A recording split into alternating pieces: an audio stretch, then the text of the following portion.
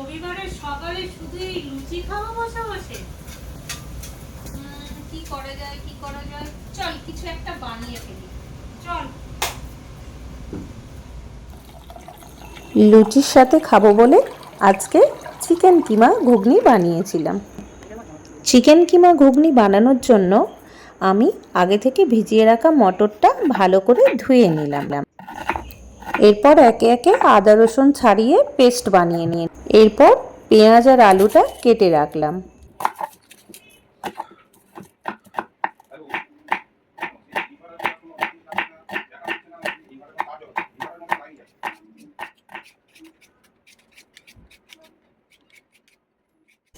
আলুগুলো ভালো করে ধুয়ে নিয়ে তারপর মটর আর আলুগুলো একসাথে প্রেসার কুকারে দিয়ে 3টে সিটি মেরে নিয়েছিলাম।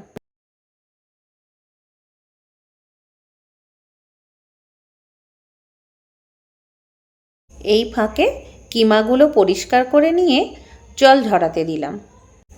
এখন একটা কড়াই গরম করে শুকনো লঙ্কা, গোটা গরম মশলা আর তেজপাতা ফোড়ন দিয়ে নিলাম। তারপর একটু নাড়াচাড়া করে নিয়ে পেঁয়াজ কুচিগুলো ছেড়ে দিলাম।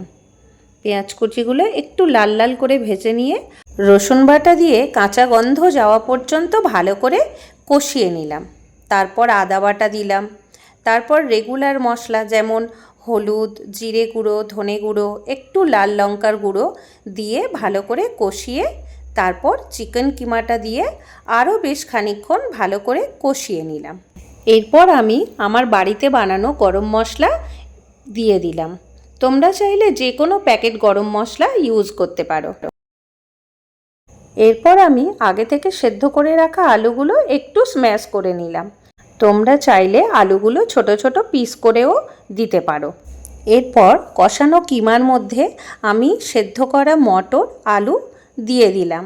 তারপর আমি প্রেসার কুকারে কিছুটা জল গরম করতে দিয়েছিলাম, সেই জলটা কড়াইয়ে দিয়ে দিলাম। এরপর হাই ফ্লেমে 10 মিনিট ফুটিয়ে নেওয়ার পর আমি আগে যে গরম মশলাটা ইউজ করেছিলাম ওই গরম মশলাটা আরও 1 চামচ দিয়ে তারপর নামিয়ে নিলাম। তো বন্ধুরা, এখন আমাদের কিমা ঘুগনি রেডি গরম গরম ফুলকো ফুলকো লুচির সাথে খাওয়ার জন্য। লুচির সাথে চিকেন কিমা দিয়ে ঘুগনি, এক কথায় লাজবাব।